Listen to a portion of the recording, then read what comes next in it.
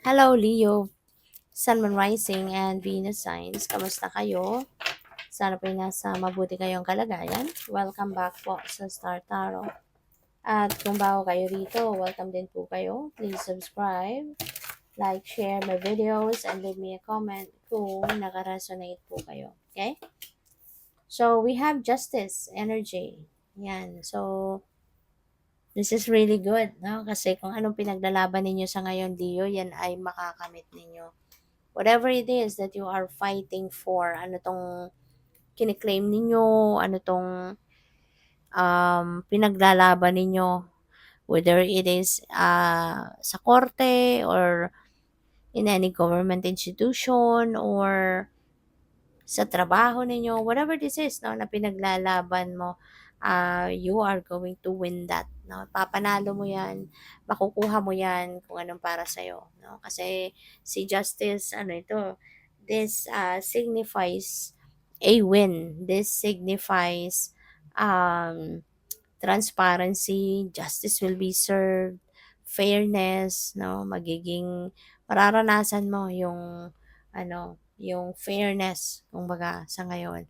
Kung dati inaapi-api ka, kung dati niloloko-loko ka, kung dati siguro merong mga tao dito nagte-take advantage sa'yo, ngayon, makukuha mo na din yung yung patas na treatment sa'yo ng mga tao.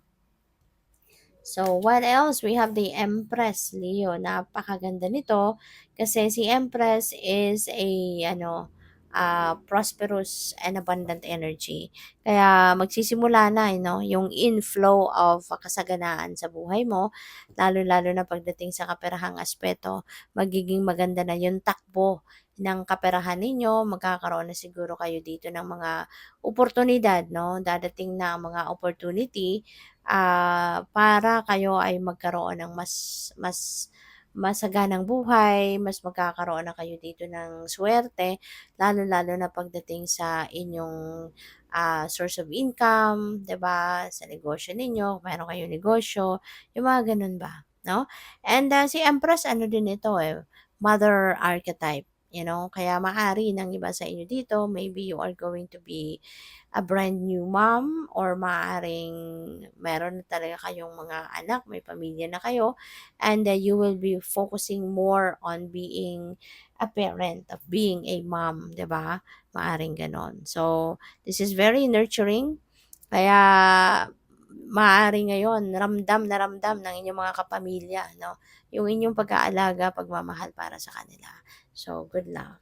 We also have the Eight of Cups. Wow. So, this is departure energy, Um, meron kayong meron kayong gagawin ditong pag-alis or pag-iwan, pag-walk away sa isang sitwasyon, because this is the best thing for you to do.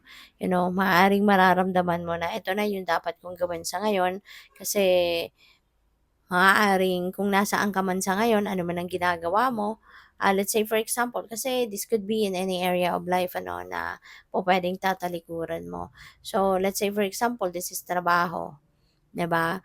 Maaaring nandiyan ka sa trabaho na you're just staying there just for the sake of magkaroon ng kita, 'di ba? Just for the sake na magkaroon kayo ng sweldo, ng income. Pero, kumbaga, yung puso mo, wala dyan no? Parang hindi ka na contented, no, sa ginagawa mo. Hindi ka, alam mo yun, yung parang, there is something missing, no, sa puso mo. Hindi ka masaya, yung ganyan, sa ginagawa mo. Kaya, maaari, no, na you are going to leave that job because you know within yourself, no, na makakakuha ka pa ng ibang trabaho na hindi lang for the sake of earning money yung magiging purpose. Kasi pupuwede ng iba sa inyo dito nagkakaroon na din ngayon ng paghahanap, 'no, ng mas malalim na meaning, 'di ba? Ng ng inyong existence.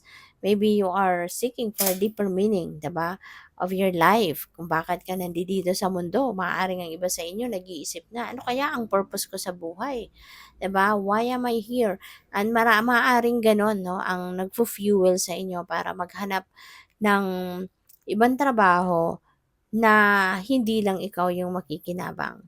Kasi maaaring naiisip mo na, I want to do something, no, na hindi lang para sa akin. I want to do something na magiging kapaki-pakinabang din para sa iba. So, yeah, you're seeking for a deeper meaning, 'di ba, in life. Kaya po pwede, no, na meron kayong hinahanap na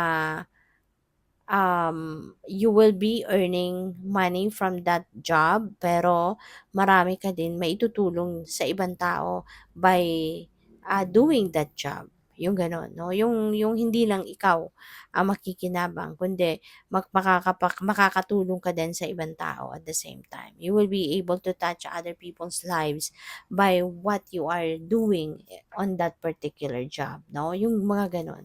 So, kaya good luck sa'yo. No, good luck sa'yo. Sana makuha mo din, no, yung minimithi mong trabaho na ganyan. So, by the way, maraming salamat for subscribing. And if you haven't subscribed yet, subscribe na kayo. And also, maraming salamat din, no, for not skipping the ads kasi malaking bagay po yun sa akin. And also, please click the join button sa baba ng video po kung gusto niyo na mag-join sa membership. Salamat. So, we have endless cycle, no? Parang paulit-ulit siguro yung nangyayari dito, paulit-ulit, no? Parang, baka kasi sa isip ninyo, baka wala kayong ibang pinagsasabihan ano na kung anong situation nito. Maybe you've been thinking the same thing all over again and again. Kasi maaring hindi rin kayo nagkakaroon ng pagkakataon na magkaroon ng ibang kausap, 'di ba? Kasi if you are just thinking the same thing, ibig sabihin nito na wala man lang kayong naririnig, no, from other people, wala kayong naririnig na ibang opinion, something like that. Kaya maaaring ito lang, 'di ba? Ikaw lang nag-iisip. So kung anong laman ng isip mo, siyempre yun at yun, paikot-ikot lang yun sa isip mo. Kaya maaari, no, na kung meron din naman kayong taong pinagkakatiwalaan, meron din kayong taong ah, alam mo yun, trustworthy naman. So siguro it's also best for you to ask for a new an opinion, 'di ba, para sa iba. Maaaring puwede mo rin naman maikwento ang iyong sitwasyon doon sa taong pinagkakatiwalaan mo para makarinig ka naman ng ibang perspective, makarinig ka naman ng ibang opinyon or siguro, 'di ba, kung gusto mo din na humingi ng advice, 'di ba, then you can ask for advice. Para maiba yung takbo, 'no, maputol yung cycle sa isip mo. So, we also have 101, angel number 101. So, you are going to start over. 'Di ba?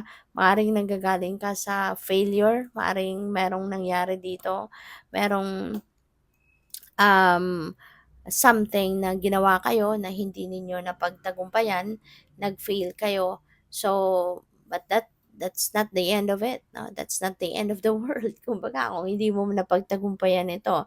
Kaya ngayon, parang 'wag kang panghinaan ng loob. 'Di ba? Wag kang panghinaan ng loob, wag kang susuko, 'no? Kasi kahit nag-fail ka, ibig sabihin that's not the end, no, of everything, bagkus that's the beginning, 'di ba? That's a heads up para sa na it's about to start anew. It's about to start fresh, 'di ba? Kasi sa failure marami tayong natututunan, 'no? At kung ano man ang lesson na natutunan mo diyan sa hindi mo pagtatagumpay sa isang bagay, gamitin mo yon, 'no, sa next na gagawin mo. Gamitin mo yon sa next endeavor mo. At kung ano yung mga sa tingin mo ang naging dahilan kung bakit nag-fail ka, 'no? Kung ano man yung hindi mo nagawa or whatever, no, on your end, gawan mo ng adjustment, 'no? Gawan mo ng baguhin mo, 'no, sa mga susunod mong gagawin. So, we have the angel number 0707. Ayan. Sabi dito, let go of what no longer serves you. 'Di ba? Katulad ng mga galit, mga fear, 'di ba? or kung ano man mga hindi magandang pakiramdam, 'di ba, i-release mo 'yun, i-let go mo 'yun. Kasi ibig sabihin nito na hindi lang 'yan makakapag-ano, hindi naman 'yan makakatulong sa'yo. So, it's about time na for you to release anything na ayaw mo, i-release mo yung anything na hindi naman magse-serve ng best interest mo, 'di ba? And also, this could be also a time for you to enter a compromise. 'Di ba? Maaaring nagkaroon kayo ng kagalit, nagkaroon kayo ng hindi pagkakaintindihan with someone. So, in order for you to release, 'di ba, kung ano man yung bigat sa dibdib mo na dulot nung hindi ninyo pagkakaintindihan, let go mo na 'yan and okay lang na pumasok ka sa compromise para na maayos na ang gulo, 'di ba? Good luck. Thank you for watching. Love and light. Namaste.